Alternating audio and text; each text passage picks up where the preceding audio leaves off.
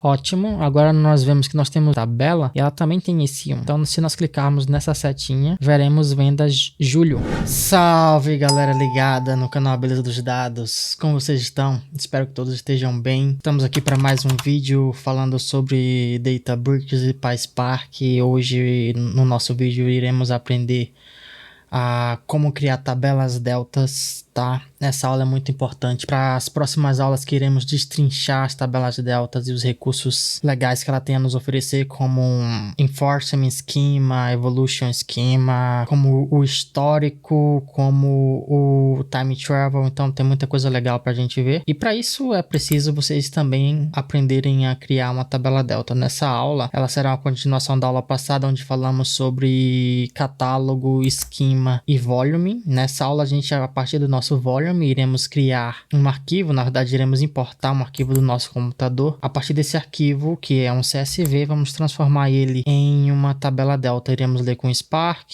Se tiver alguma coisa a fazer neste Excel, faremos, tá? E após isso, nós poderemos prosseguir para escrever esse dado como uma tabela delta, tá bom? Então, vamos começar para nossa aula aí. Para começar, eu vou relembrar um pouco a vocês. Assistam a última aula. Se você ainda não é inscrito no canal, se inscreva no canal, porque esse canal tem o objetivo de te entregar todas as habilidades que um engenheiro de dados precisa ter, que um cientista de dados precisa ter. Em breve no canal nós teremos mais aulas a respeito de ciência de dados também, tá? De engenharia de IA, que hoje está muito crescendo e acho que é sensacional, mas antes vocês precisam entender o básico do Databricks.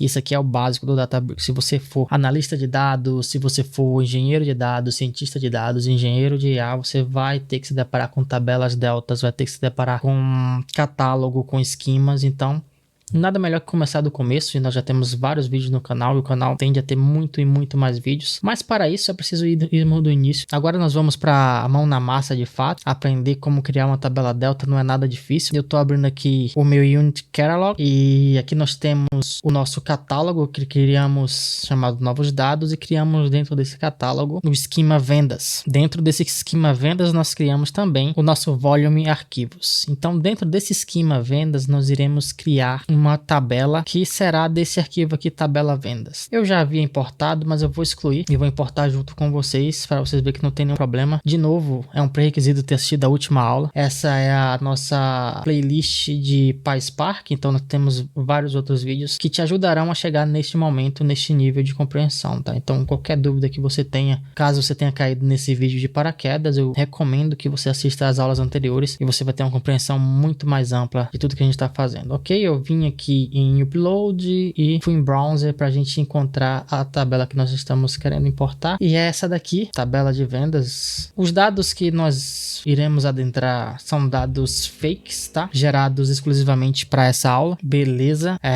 Tá criando um trabalho, um projeto no Databricks e quer deixar ainda mais fácil, acessível os dados, sem muita problemas no quesito de permissão e tudo mais. Você cria seu próprio esquema, e dentro do esquema você adiciona um volume. Esse volume pode ser endereçado para uma pasta sua externa ao Databricks. Não é o caso desse volume. Esse volume é um volume manuseado pelo Databricks, tá? Ele tá no Metastore, mas você pode muito bem ter uma pasta sua no seu storage específico e fazer essa conexão. Eu acho isso sensacional. Dito isso, nós vamos agora para nossa aula. Vou só mudar agora a tela aqui para a gente ter mais espaço para trabalhar, tá bom?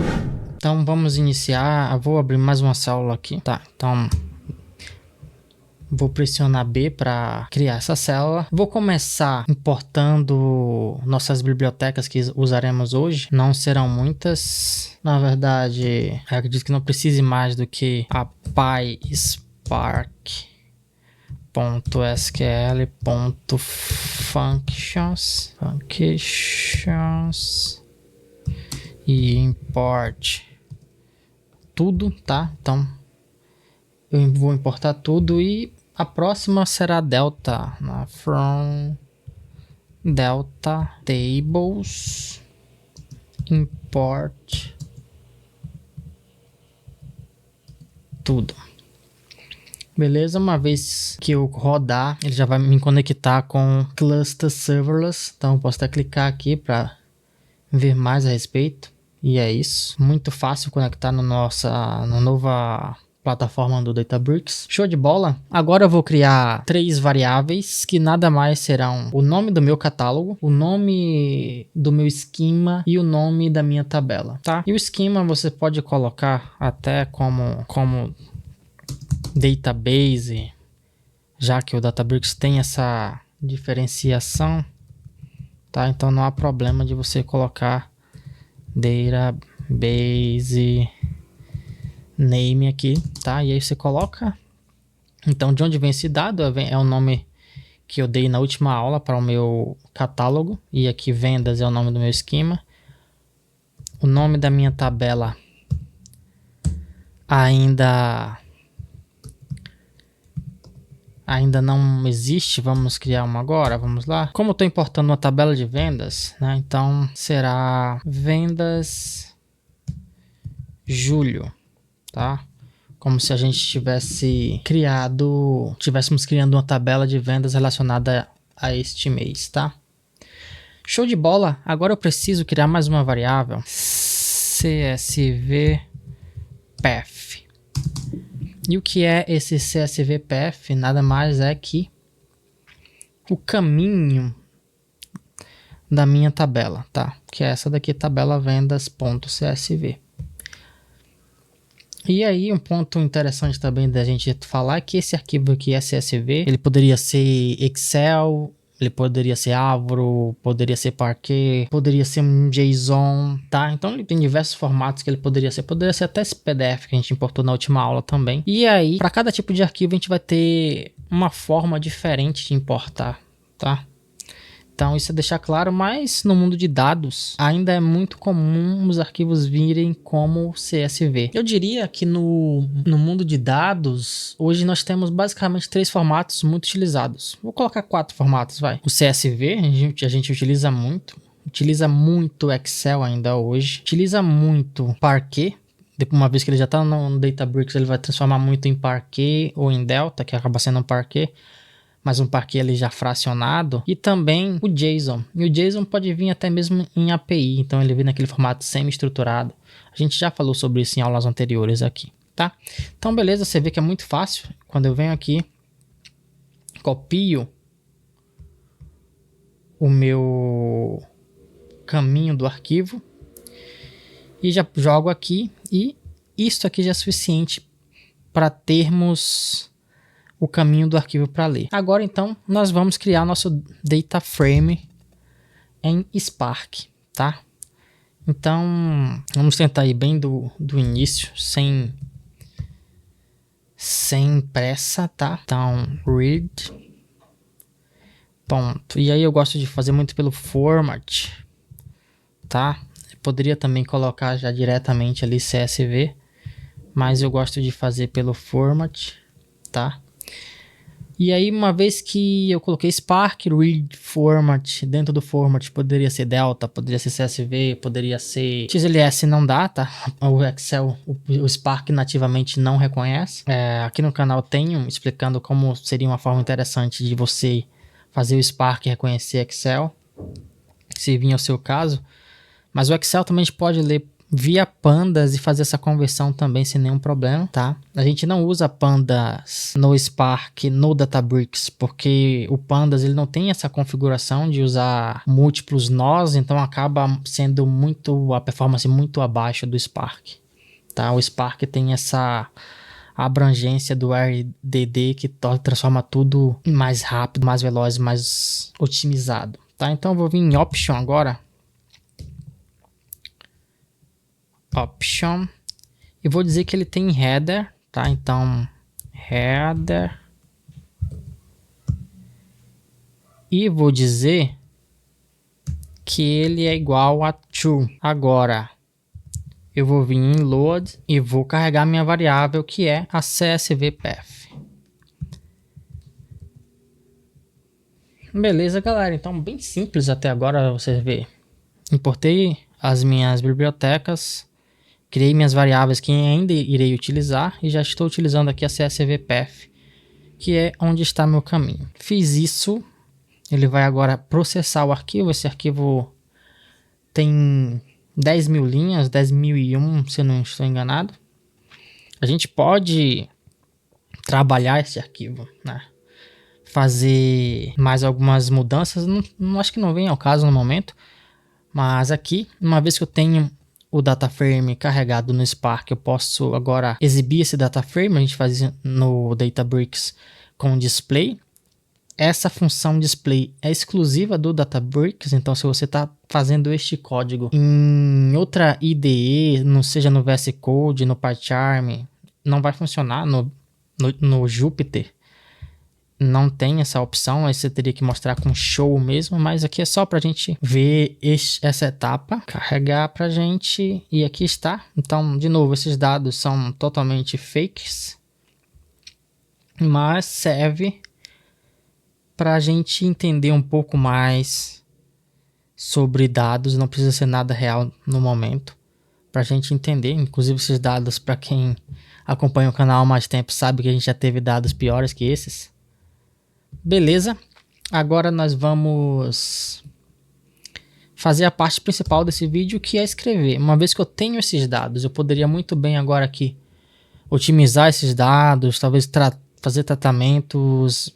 Uma coisa que eu vejo aqui, talvez a gente pudesse padronizar esses números de telefone. Eu vejo que alguns têm esse mais, exemplificando que talvez não sejam do Brasil. Na verdade, mais 55 é do Brasil, mas talvez esses outros não sejam. Então, enfim, a gente poderia fazer uma série de transformações para melhorar esses dados, mas no momento o que eu quero mesmo é salvar esses dados, e nas próximas vezes nós podemos fazer mais transformações interessantes para vocês, tá? Então, para isso, eu vou fazer um código até um pouco mais robusto para isso. Eu poderia vir só aqui muito bem, df.write,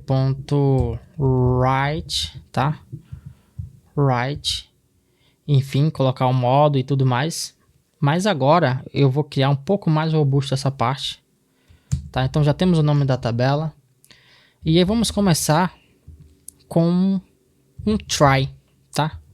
Que é a opção do Python para lidar com erros com mais facilidade. E em PySpark, os erros eles podem ser assustadores em alguns momentos. Se você tem um try para tratar esses erros, pode ser importante até para você visualizar de uma maneira melhor. Então vamos lá. Agora eu vou colocar meu DataFrame, e uma vez que eu abrir esses parênteses aqui, eu consigo fazer ele ser um pouco mais fluido.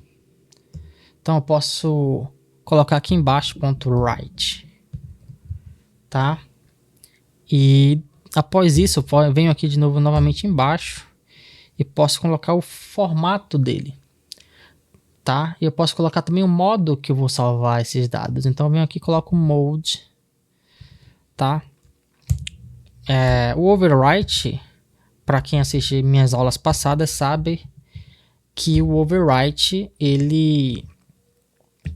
se essas tabelas já existem e tem dado, ele apaga tudo. E se essa tabela tem dados, os dados se perderão. A gente tem um append que adiciona dados embaixo, ou seja, já tem dados aqui, ele preserva esses dados e adiciona exatamente embaixo, tá? Então exatamente embaixo. E agora vamos colocar save, tá? As table. E aqui tá a primeira grande diferença de quando a gente salva já como tabela. Eu não quero salvar como um arquivo. Eu quero salvar como uma tabela em um local específico. E aí que tá toda a diferença, tá? Agora a gente vai usar o fstring para chamar o catálogo, o database e a tabela também. Inclusive já tá ali, eu vou só tirar para a gente fazer do zero aqui. Então o fstring eu consigo passar para ele uma variável dentro e ele reconhecer essa variável. Então só vir aqui catalog, ele já vai mostrar para a gente catalog name, tá? Após isso eu preciso de um ponto. E por que esse ponto? Eu já mostro para vocês o porquê desse ponto, tá? Database underline name. E de novo aqui eu coloco, fecho a chave, ponto novamente. E aí sim coloco tbl name, tá? E é isso. Tá? Acredito que é isso que precisamos passar nesse primeiro try. E aí eu posso vir agora aqui, após ter terminado esse meu write, colocar um print, né, e dizer tabela salva com sucesso, enfim, write executado com sucesso. E aí, enfim, Dá para fazer várias coisas interessantes. Vamos lá, vou colocar tabela escrita, né? Ó, tabela escrita no... E aqui eu posso colocar database. E aqui na tabela eu posso também colocar o nome da tabela, claro, né? Vem aqui, tbl name, escrita no database com sucesso, tá? E isso torna mais dinâmico, torna mais profissional o seu código. Claro, a gente pode em algum momento entrar nas aulas de modularização. E claro, isso já é algo bem mais avançado, mas é muito importante, tá? Vocês entenderem também sobre modularização e como tornar seu código mais profissional, mais fácil de debugar a longo prazo, tá? E essas características que tornam diferenciam, né, um engenheiro de dados bom, que sabe o que está fazendo, de um engenheiro de dados mais ou menos, tá? Então, o objetivo deste canal é trazer as melhores ferramentas, as melhores técnicas para que você seja o melhor engenheiro de dados possível. Então aqui eu posso colocar agora erro ao escrever. Coloquei escrever ou salvar, coloquei erro ao escrever tabela delta. E aqui eu posso colocar o nome da tabela também, novamente. Então, tabela delta tbl name, e posso explicar o erro. Então, esse erro, e aqui venho também e coloco o erro também.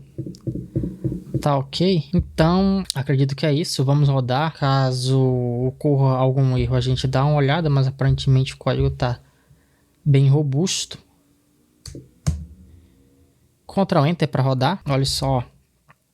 Muito bom. Tivemos um erro aqui e aqui nós já temos a exception entrando em ação. Então, quando há um erro, a exception vai salvar esse erro nesta variável e vai retornar para a gente aqui. Então, vamos lá, vamos ler o erro. Erro ao escrever tabela delta, venda julho. Delta invalid character in column names. Muito bom. Eu achei que a gente não ia precisar alterar os nomes, então você vê a importância de nós fazermos todo esse trabalho e colocar a exceção e mostrar o erro de fato. Fica mais fácil da gente entender o erro. Uma vez que nós temos essa exception aqui na hora de salvar, eu acho bem interessante. Eu já sei qual é o erro. O erro tá... Basicamente tem algumas coisas que eu não me atentei quando fui fazer essa tabela, que basicamente é... Tabela delta, primeiramente, é importante você ter um padrão para salvar ela. O título dela, eu prefiro salvar sempre o título dela em letras minúsculas. Outra coisa é acentos, tá? É importante também lidarmos com acento. Neste caso aqui, eu só estou vendo uma palavra com acento, que é basicamente número. Então, eu não vou inventar moda, mas eu poderia fazer uma função específica, usar Unicode, que é uma biblioteca para lidar com acentos da língua portuguesa. Mas nesse caso, eu vou só fazer um loop, tá? Então, basicamente, primeiro eu vou obter todos os nomes da minha coluna. Para isso, eu vou pegar df.columns, tá? E aqui eu vou ter todos os nomes da minha coluna. Vou fazer já um for i em df.columns. Show de bola. E aqui basicamente a nossa inteligência artificial aqui do Databricks já está me informando basicamente o que ele acredita que eu queira fazer, e é exatamente isso mesmo que eu quero. Mas vamos escrever passo a passo e eu vou explicando para vocês o que eu estou tentando fazer aqui. Basicamente eu vou renomear o meu data frame, mas vou renomear de uma maneira dinâmica, que eu renomeio todos os títulos de coluna de uma vez. Então para isso eu uso o if column renamed, tá? O i A cada iteração ele vai ser um nome da minha coluna. Então ele vai começar com ID, depois ele vai ser nome completo, telefone, endereço, até a última palavra que recebe newsletter. Eu preciso fazer basicamente duas coisas nessa... Na verdade será três coisas, porque eu preciso também remover o acento, tá? Mas vamos por partes então. Sabendo que o I é a minha palavra, eu tô falando, ó, quando aparecer essa palavra, quando aparecer o I, eu quero que o i.replace, já que ele é uma string, eu posso usar o replace. E aqui sim, eu quero substituir o espaço por uma underline. Em seguida, eu também quero mais um replace, né? Que a gente pode colocar aqui assim, replace, porque agora eu quero remover o acento no U por um U normal. E aí, pessoal, aqui há várias maneiras de eu fazer o que eu estou fazendo. Eu poderia fazer de outras maneiras também, tá? Mas acredito que só isso aqui que eu vou fazer já vou conseguir obter o resultado que eu preciso. E basicamente é isso. Eu estou removendo o espaço pelo underline. Estou removendo esse U. Né, o replace nada mais é que substituir. Estou substituindo o acento no U por um U normal. E no final esse lower aqui faz que todas as letras fiquem minúsculas, tá? Então, de novo, essa técnica funciona nesse dataframe porque ele é um dataframe pequeno em relação a colunas.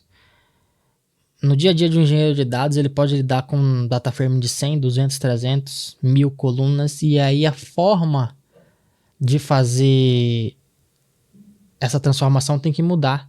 Temos que criar funções específicas, porque o tempo importa. E quando nós lidamos com o for, nem sempre o for será o melhor método para aplicar essa transformação, tá? Então pense nisso a longo prazo. Para dataframes de, acho que acredito que até 100 colunas não é um tempo tão considerável, mas conforme quanto mais coisas você faz, isso torna a velocidade algo que a gente precisa lidar, tá bom?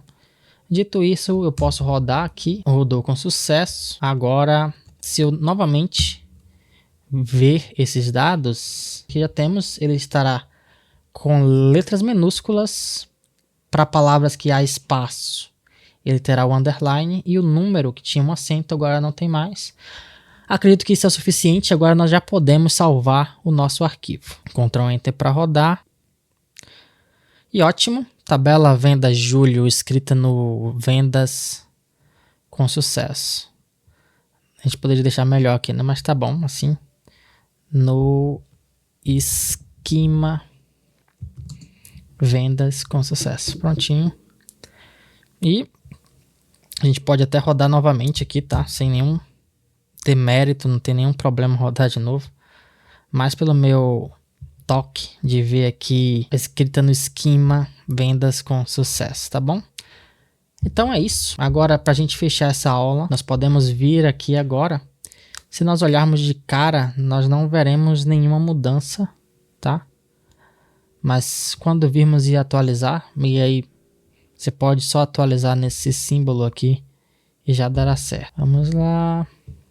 Ótimo. Agora nós vemos que nós temos volumes com esse 1. Significa que ele tem um volume. E agora nós vamos em tabela e ela também tem esse 1. Então se nós clicarmos nessa setinha, veremos vendas julho. Quando clicamos em vendas julho, nós já temos agora muita coisa para conversar aqui. De novo, né? Sempre que a gente tá perto de terminar uma aula, a gente já tem vários detalhes que se somam ao Databricks a partir que a gente cria uma ação. Primeiro eu vou explicar sobre aquele ponto lá. Lembra que eu falei, vou colocar um ponto aqui, depois eu explico para vocês esses pontinhos aqui que eu coloquei entre cada um. Basicamente é a sintaxe, tá, do que o Databricks escolhe quando estamos falando de catálogo, esquema e tabela. Mas se a gente vem aqui nesse copy, que tá copy full name to clipboard, eu copio E se eu venho aqui agora e colo, observa que ele tem esses pontos, tá? Então, se eu faço aqui sem esses pontos, ele me daria erro. Então, explicado o motivo dos pontos. Outra coisa que a gente pode já começar, olha só, ele me dá uma descrição. Enfim, o Databricks tem investido muito em deixar mais dinâmico, tá? Eu posso aceitar aqui, eu posso querer também adicionar comentários para o que cada coluna faz. Aqui a gente já tem uma visão 360 e para fechar essa aula eu vou ter que falar um pouco sobre cada coisa. Eu posso ver a tabela pelo próprio catálogo, tá? Pelo Unit Catalog. E aí eu já vejo se essa tabela faz sentido para mim. Eu posso já fazer uma pergunta sobre essa tabela aqui, ele pode me responder, ele já me sugere 3 perguntas, né? Enfim, e aqui a gente vê que isso ainda é um recurso beta, ou seja, é um recurso que está em teste. E aqui ele está carregando minha tabela, eu já tenho uma versão da minha tabela, claro, uma versão de apenas 100 linhas. Eu comentei que essa tabela tem 1001 linha, né? Então aqui temos apenas um exemplo para nós. Pô, eu quero ver como é que está configurada essa tabela, como é que é o ID, se o ID ele tem quantos caracteres por ID. Vamos aqui que é um ID do mais simples possível.